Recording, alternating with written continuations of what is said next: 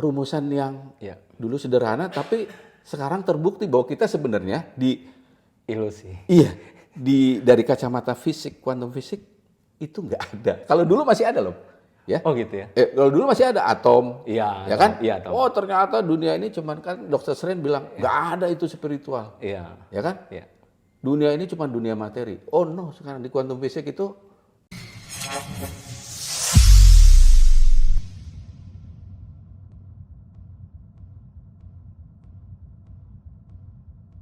Assalamualaikum warahmatullahi wabarakatuh. Ketemu lagi di Rumu Institute. Kali ini alhamdulillah kita kedatangan tamu Bang Khaidir. Beliau adalah dosen sekaligus peneliti khususnya di life science. Dan alhamdulillah kita malam ini akan membicarakan tentang satu yang sering didiskusikan sebenarnya di dalam ranah sains. Saya sendiri tidak mengerti tentang sains itu, karena itu kita mengundang beliau untuk kemudian kita berbincang tentang, khususnya berbicara tentang kuantum fisik yang kalau kita lihat sisi kuantum fisik ini banyak digunakan dalam film-film yang seperti kita lihat film Marvel, ada Flash, ada Doctor Strange dan seterusnya. Dan alhamdulillah Bang Khaidir akan berbincang-bincang bersama kita. Pertama-tama saya ucapkan terima kasih banyak kepada Bang Khaidir sudah menyediakan waktu untuk datang ke kami di Rumi Institute. Selamat malam. selamat malam. Kita langsung saja Bang Khaidir untuk menjelaskan. Sebenarnya saya orang yang tidak mengerti sebenarnya kuantum fisik. Sebelum masuk kita menjelaskan lebih jauh, mungkin Bang Khaidir sebagai satu prolog bagaimana menjelaskan tentang kuantum fisik ini. Ya, baik, terima kasih Ustadz Nur sudah diundang di Rumi Institute. Ya. Suatu kehormatan buat saya untuk membicarakan tema ini ya, tentang kuantum fisik. Tapi sebelum kita membicarakan lebih jauh ke sana, perlu saya jelaskan memang saya sebenarnya di life science bukan di fisika, begitu ya. Oke. Hanya karena saya juga terlibat di Raudah Institute, ini sebuah lembaga kajian ya, lembaga kajian keagamaan dan kemasyarakatan. Itu merupakan organisasi yang dibentuk oleh alumni-alumni Youth Islamic Study Club yang memang mengkaji agama sebagai ilmu ya. Oke. Nah, di situ saya sebagai peneliti life science akhirnya bersentuhan dengan bidang-bidang keilmuan lain ya. Tidak hanya soal agama tapi juga bagaimana ilmu pengetahuan itu berinteraksi dengan doktrin-doktrin keagamaan gitu ya. Dan ini membuka cakrawala yang lebih besar bagi saya untuk melihat dari perspektif iptek terhadap ajaran-ajaran agama ya, pandangan-pandangan agama tentang realitas. Salah satunya ini kita kan bicara realitas. Yang kedua, karena saya di bidang life science, perhatian saya sebenarnya dengan fisika ini pada masa kecil juga relatif minim sebenarnya, karena nilai fisika saya jeblok gitu ya. Waktu SMA itu jeblok ya. Kita kan belajar mekanika Newton waktu dulu itu ya, bicara tentang gerak, vektor dan seterusnya, itu buat saya tidak begitu menyenangkan gitu ya. Nah, baru ketika masuk universitas saya membaca fisika universitas, saya bilang fisika ini ilmu yang menarik gitu ternyata. Itu pertama kali saya bersentuhan dengan bidang ilmu fisika. Yang kedua, dengan adanya Stephen Hawking ya, dengan Theory of Everything itu membangkitkan sebuah perhatian gitu untuk orang-orang di luar fisika mengenai bagaimana para ilmuwan fisika itu menerjemahkan realitas ini gitu ya. Setelah Einstein dulu mencoba menggambarkan dunia dalam makrokosmosnya kan, tentang relativitas umum itu, akhirnya kita masuk ke sana gitu. Dulu kita nggak pernah lah, mungkin orang awam tidak akan pernah mendalami dunia itu karena itu sangat sulit ya dimengerti, walaupun akhirnya setelah Stephen Hawking banyak sekali muncul buku-buku yang lebih populer kan untuk menjelaskan permasalahan ini. Nah, kuantum fisik ini berbeda dengan relativitas Einstein. Kalau relativitas Einstein itu bicara soal makrokosmos ya, bagaimana ruang, waktu, ya kan, cahaya, kecepatan cahaya dan seterusnya itu memberikan gambaran kita tentang sebuah realitas baru di alam semesta ini, bahwa tadinya kita hanya melihat tiga dimensi, dalam melihat tiga dimensi sekarang sudah menjadi 4 dimensi kan, begitu. Dimensi. Nah, kalau kuantum fisik ini bicara tentang mikrokosmos, gitu, yang lebih kecil lagi. Nah, di situ bersinggunganlah dengan bidang keilmuan saya di bidang life science, karena di bidang life science itu kita mendalami tentang ilmu hayati ya, kehidupan gitu kan, biologi lah. Ya, di biologi itu makin lama dengan perkembangan ilmu pengetahuan, misalnya yang paling sederhana dengan ditemukannya mikroskop kita bisa melihat kehidupan yang lebih kecil. Ya, yang tidak bisa kita tangkap dengan indrawi gitu kan. Kita mengenallah dunia mikrobiologi. Lalu kita mengenal sel, ya kan? Ternyata tubuh manusia itu terbagi atas sel-sel. Nah, kita masuk lebih dalam lagi nih ke dalam dunia realitas menggunakan instrumen-instrumen yang dikembangkan oleh manusia yang bisa melewati batas-batas indera kita gitu ya. Lalu makin masuk lagi di sel itu ternyata ada organel-organelnya gitu kan. Mana yang menjadi pabrik energi, yang mana yang memproduksi gula, mana yang memproduksi ini. Lebih dalam lagi akhirnya masuk ke dunia molekular. Jadi dari biologi ya, yang membentuk struktur-struktur biologi itu akhirnya mekanismenya lebih rumit lagi sebenarnya. Bagaimana sel itu bekerja, itu ternyata dikontrol oleh reaksi-reaksi kimia. Makanya disebut molecular biology gitu ya. Jadi biologi dilihat dari sisi interaksi antara molekul-molekul itu. Seperti kalau ya bersyukur salah satu hikmahnya itu dengan pandemi COVID, ya kan, masyarakat umum terpapar dengan bagaimana virus itu masuk gitu.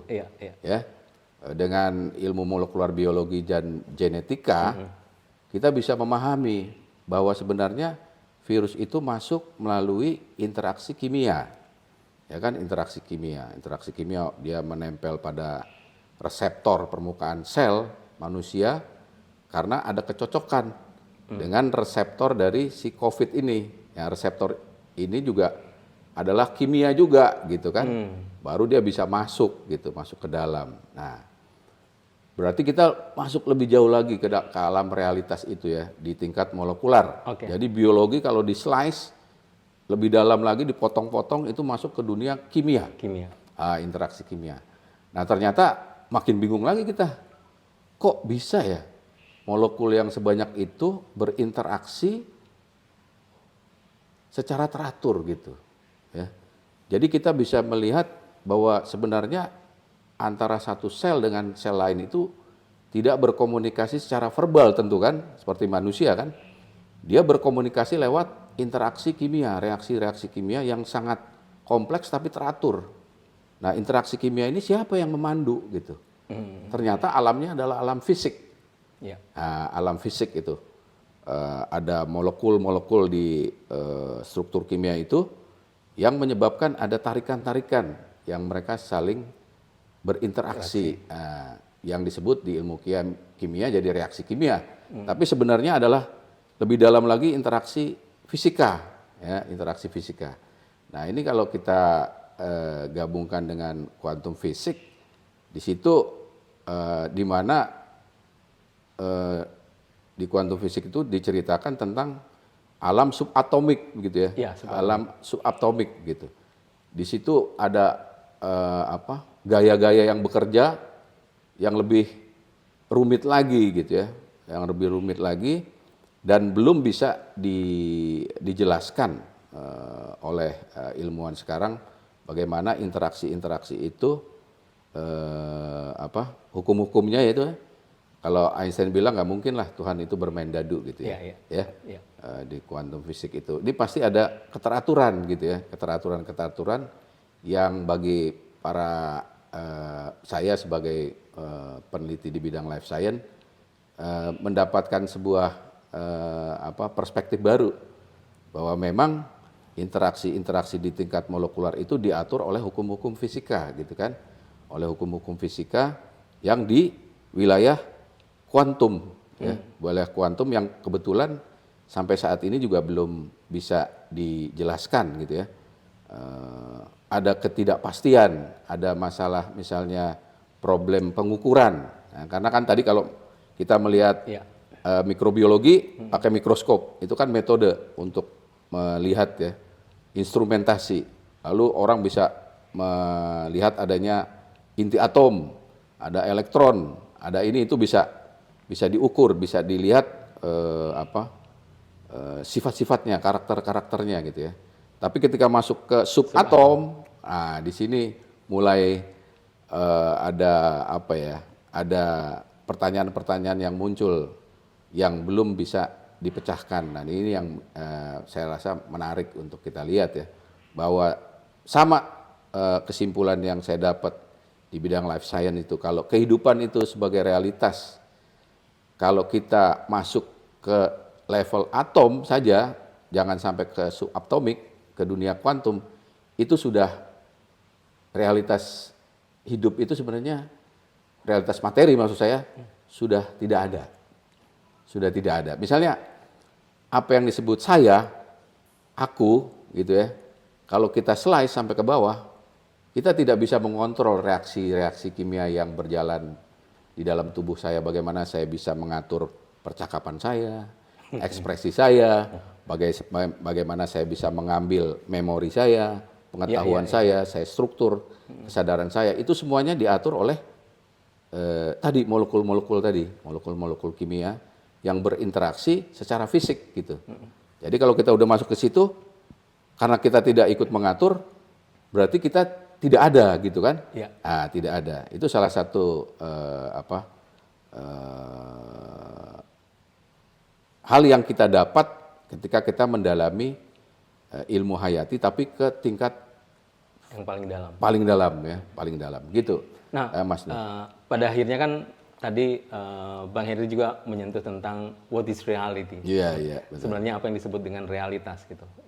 Dan kalau kita masuk dalam film, saya lupa ada satu film Matrix. Pertanyaan pertama itu what is reality. Yes. Dan kemudian nampaknya pertanyaan ini terus berlangsung sampai sekarang gitu di film-film Marvel ya, seperti kita lihat, seperti Doctor Strange.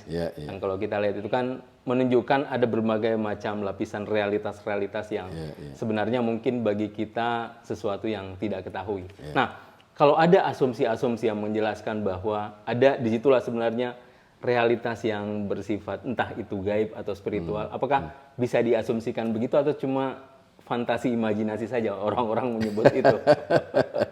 Ya, gaib itu kan berarti kita terhijab ya, dari realitas itu ya. Ketika kita mengungkap misalnya alam mikrobiologi, dulu itu sesuatu yang gaib, mikrobiologi itu kan begitu kan? Ya kan buat kita sesuatu yang gaib ya. Kita tidak bisa melihat mikroba itu gitu. Tapi dengan ditemukannya mikroskop sampai ke tingkat elektron, tidak hanya sel yang kita bisa lihat, sampai ukuran nano pun kita bisa memotret itu gitu. Artinya kita bisa mengungkap alam realitas yang lebih dalam lagi. Nah, dengan kuantum fisik ini, ternyata kan di kuantum fisik itu disebutkan bahwa materi itu menghilang menjadi sebuah paket energi foton gitu ya. Paket energi yang disebut kuantum itu, bahwa cahaya itu sekaligus energi foton sekaligus juga materi gitu ya. Dan di situ akhirnya yang disebut materi itu jadi hilang, nggak ada gitu ya. Nah, kalau begitu pertanyaannya lah, sebenarnya materi itu apa?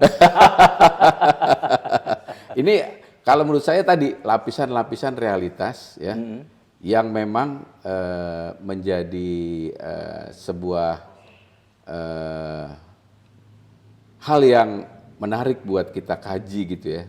Misalnya begini, katakanlah kita manusia memahami realitas itu karena kita punya indera, Ustaz. Ya kan? Mata misalnya, katakanlah indera mata, belum telinga. Mata ini kan memiliki penerima yang di dalam mata retina kita itu hanya menangkap panjang gelombang cahaya saja kan. panjang gelombang cahaya. Jadi semua materi yang ada di alam ini, dia akan melepaskan gelombang elektromagnetik tadi di teori kuantum itu ya. Nah kalau gelombang elektromagnetik yang dilepaskannya ada di area gelombang cahaya tampak, maka kita akan bisa melihat. Ya kan? Misalnya ada warna hijau, putih, ada bentuk apa segala macam. Karena si materi-materi itu melontarkan gelombang elektromagnetik, si materinya yang bergetar, dia melepaskan gelombang elektromagnetik yang kalau kita bicara fisika inti, di situ kan ada elektron, ada orbital-orbital gitu ya. Nah, setiap orbital itu ada level energi tertentu ya, yang setiap ada lompatan dari satu energi tinggi sampai ke bawah itu akan melepaskan energi, ya kan? Nah, energi ini adalah paket energi foton gitu, ya, berupa gelombang cahaya. Cahaya itu yang kita tangkap, ya kan? Ya. Lewat retina mata kita, sehingga kita memahami itu adalah realitas. Gitu. Padahal banyak sekali realitas yang memancarkan cahaya atau gelombang elektromagnetik di luar cahaya tampak, misalnya ultraviolet, inframerah, gitu kan? Yang paling lemah gelombang radio gitu misalnya. Ya kan? Itu tidak ditangkap secara kasat mata kan? Ya, tidak bisa ditangkap secara kasat mata. Artinya ada realitas di luar cahaya tampak yang bisa kita katakan secara simplifikasi oleh agama disebut gaib. Ya kan? Metafisik jadinya kan? Dulu disebutnya metafisik ya. Di balik yang fisik, yang realitas yang kita lihat. Artinya alam gaib itu yang terhijab dari kita itu ada, ya real gitu. Hanya dia tidak bisa tertangkap oleh indera kita gitu, Ustadz. Itu kan. Contoh misalnya, ketika orang membuat teleskop kan, dia bisa melihat bulan lebih detail lagi. Tapi dia nggak bisa melihat bintang yang jauh-jauh, hanya sebuah titik cahaya aja kan gitu. Lalu teleskopnya dibawa keluar hanya untuk melihat materi-materi yang bisa memancarkan cahaya tampak. Alam semesta ini sepi, ya kan? Sepi, ya nggak ada apa-apa. Tapi ketika teleskopnya bisa menangkap sinar infrared, UV, tiba-tiba rame, kan gitu. Alam semesta ini penuh dengan jutaan galaksi gitu ya, dengan segala macam bentuk dan ekspresinya. Bahkan yang teleskop terakhir itu James Webb itu jauh dari bumi ya, sehingga bisa tidak terganggu oleh gelombang magnetik atau apapun inference yang ada di bumi. Itu dia bisa menangkap yang infrared dekat ya, lebih jauh lagi, sehingga dia bisa melihat lebih detail lagi dari apa yang ditangkap oleh Hubble, ya kan, teleskop Hubble. Artinya realitas itu lapisan-lapisannya makin kita dalami. Itu di makrokosmos. Di mikrokosmosnya ya akan sama. Ini problem dari instrumentasi aja. Kemampuan kita bagaimana menangkap hal-hal yang dibalik buat kita metafisik gitu. Sebenarnya dia ada, tapi kita tidak bisa menangkapnya tanpa instrumen gitu kan. Hingga sampai ke kuantum fisik tadi kan. Kuantum fisik itu kan dia menangkap sampai di level subatomik gitu ya. Ternyata di bawah proton, neuron, dan elektron itu masih ada lagi. Ya, materi-materi yang lebih kecil dan memiliki karakter yang berbeda. Ya, gitu. Nah, dari situ apakah kita bisa menyimpulkan pertama bahwa materi itu ternyata berlapis-lapis? Jadi kita belum sampai pada kesimpulan bahwa anggaplah misalnya karena subatom belum bisa dibelah ya. Diketahui secara pasti karakteristiknya, sehingga para sains hanya mengatakan bahwa ini adalah lapisan terakhir dari materi, ya kan, materi. Nah, apakah di situ seperti yang tadi dijelaskan, di situ kan ada gerak ya, ada gerak. Kalau ada gerak itu kan menunjukkan di situ ada consciousness, ada kesadaran kan? Nah, dari mana kita tahu bahwa misalnya subatom itu punya kesadaran sendiri gitu, dari pengamatan itu? Apakah itu dari gejala memang materi punya kesadaran sendiri, atau bagaimana para sains menyimpulkan kira-kira tentang kesadaran ya, yang mereka miliki? Tentang gerakan dari semua Iya. materi itu Materi, ya, iya. materi itu kan ya. Nah, ini yang apa kalau menurut saya itu memang itu yang justru belum terpecahkan kan oleh salah satu ahli kalau nggak salah Bohr ya mengatakan udahlah stop. Ini pasti ada yang ngatur gitu ya. Oh gitu ya. Iya, kita tidak akan bisa sampai ke sana gitu. Kalau siapa Stephen Hawking mungkin dia mau mencari sebuah persamaan yang sederhana yang bisa menjelaskan semua hal, ya. Karena realitas tadi itu kan berlapis-lapis ya. Iya. Tapi basisnya itu adalah sampai saat ini adalah di alam kuantum fisik tadi gitu kan. Di mana di situ ada rumus matematik, logika yang belum kita temukan ya. Di mana ternyata setiap materi itu bergetar gitu ya. String gitu ya, teori string gitu kan. Ya, dan dia memiliki sifat-sifat materi sekaligus cahaya kan gitu kan. Iya. Kan tadi Ustaz tanya, ini Iya. apa itu tadi? Kok ada gerak? Kok ada gerak gitu ya. Iya. Nah, itu kan belum, bahkan karakternya pun belum diketahui ya, karena ada problem tadi masalah pengukuran ya, atau masalah observasi, mungkin metodenya yang belum kita temukan, sehingga dia tidak bisa ketika diukur, loh kok sifatnya malah jadi materi, padahal tadinya dia sifatnya gelombang kan gitu. Ketika mau diukur bahwa ini betul bersifat gelombang di mana si materi itu bergerak secara tidak teratur, tapi ketika diukur yang muncul datanya adalah data materi gitu. Ya. Nah berarti ini kan masalah pengukuran nih yang belum terpecahkan. Nah bagaimana si realitas yang bergetar ini terus itu bisa kita cari sebab-sebabnya. Nah itu yang belum. Itu yang belum ditangkap oleh para sains ya? Ya belum ada. Dan para saintis pun tidak cepat-cepat menyebut itu sebagai bagian dari spiritual ya? Kalau spiritualitas buat saya sebagai peneliti ya boleh dibilang ilmuwan, sebuah konsep sebenarnya. Sebuah konsep dari agama ya, untuk memberikan penjelasan yang sederhana terhadap hal-hal yang metafisik tadi. Nah, kalau kita lebih melihat pada era sebelum agama gitu atau sesudah agama yang lebih dekat, mungkin penjelasan spiritualitas itu memudahkan, ya toh, untuk memudahkan misalnya sabar gitu. Gitu. Sabar itu menggerakkan banyak hal ternyata saat ini ya. Iya. Orang yang sabar itu akan menghasilkan hormon-hormon yang baik. Ya kan? Ya. Hormon itu kan kimia. Oke. Ya. Kimia.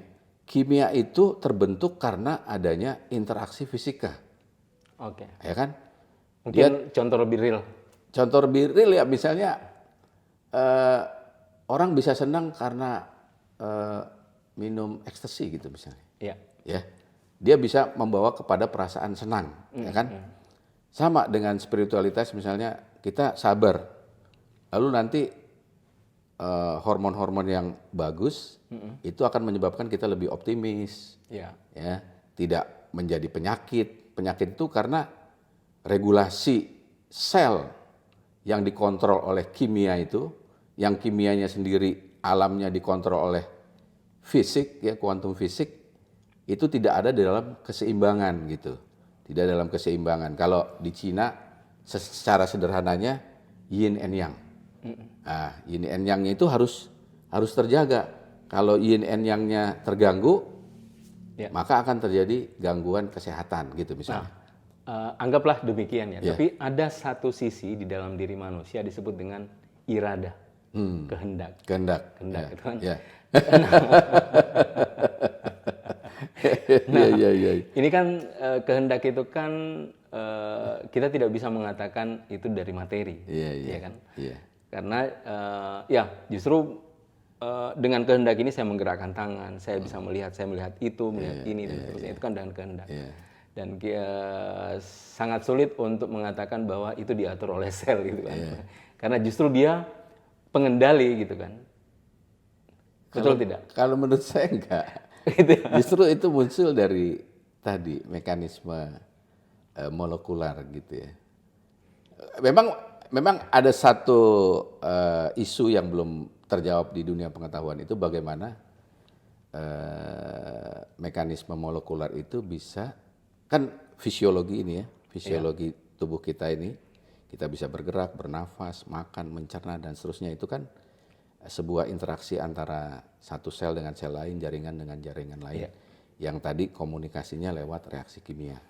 Nah, yang belum terjawab di dunia ilmu pengetahuan, bagaimana reaksi itu bisa memunculkan kesadaran. Nah, itu belum ke area psikis, ya. Nah, itu belum bisa dijelaskan gitu. Termasuk tadi irada ya, kehendak gitu ya, kehendak ya.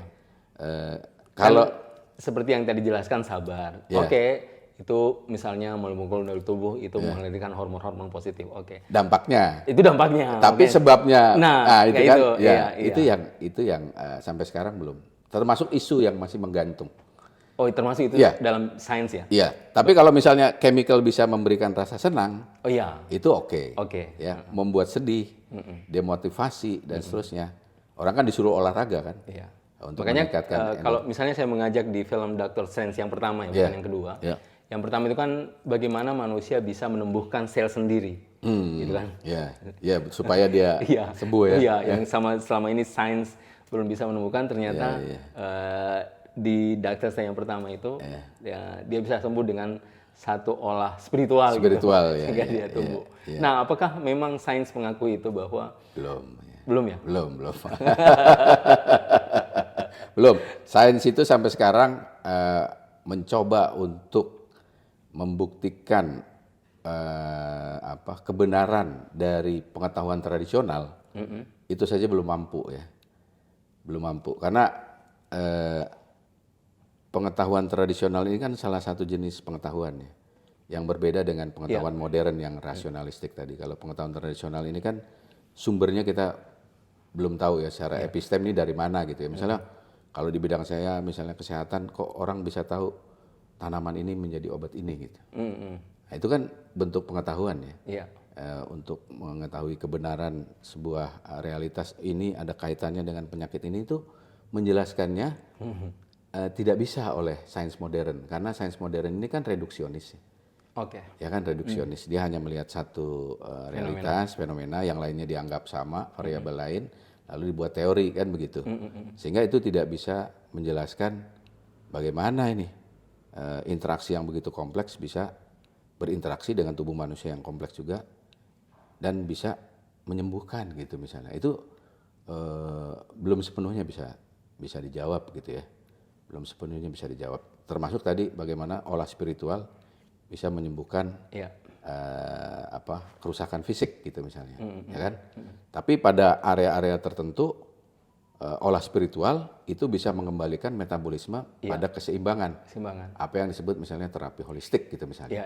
Nah, itu sudah terbukti, tapi tidak bisa dijelaskan karena kompleks sekali. Kompleks sekali. Walaupun dengan kemajuan informatika, interaksi yang sama kompleks itu bisa dicari algoritmnya ya. Dan bisa disimpulkan bahwa itu benar gitu ya. Kira-kira begitu. Jadi terakhir sebagai satu bentuk kesimpulan ya. Apakah memang gitu sebagaimana asumsi kalau kita lihat ya, misalnya dalam film Flash itu, bahwa ternyata kita melihat ada kekosongan di dalam subatom gitu.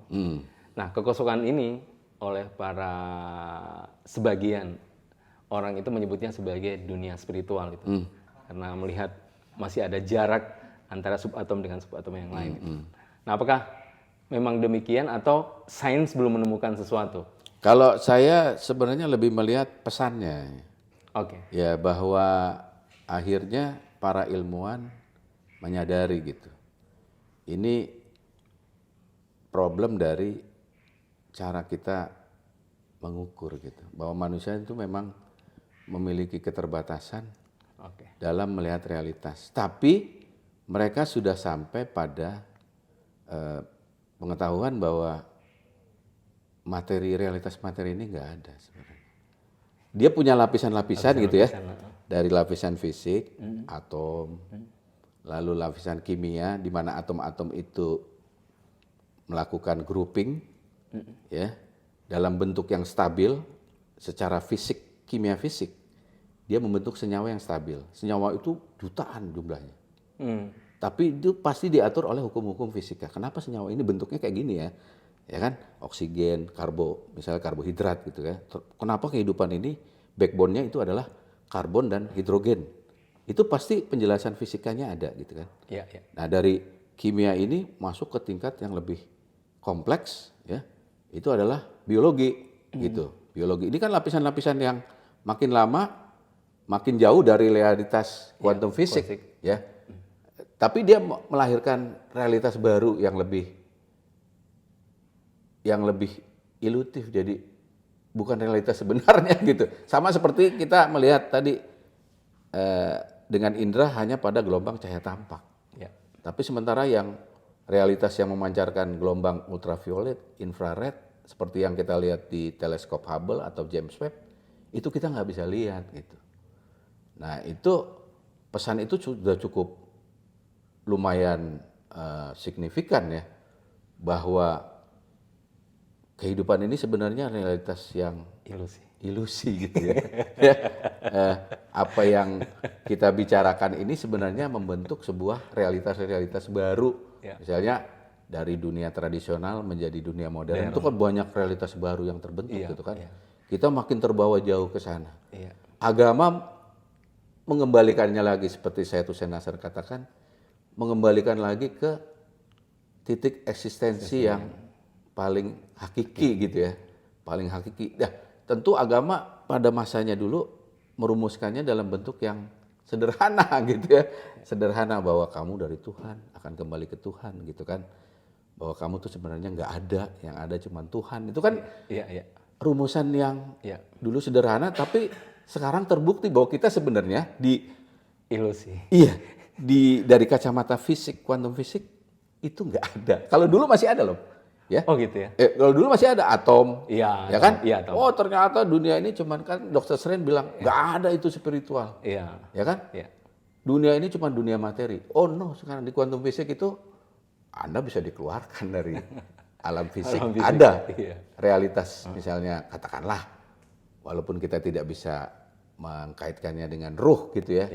Anda bisa dipisahkan antara materi fisik yang dibentuk dari lapisan-lapisan realitas dari kimia ke biologi, biologi ke organisme yang lebih kompleks lagi, itu bisa dipisahkan dengan alam yang kuantum fisik yang ruh tadi itu lah. Nah gitu misalnya.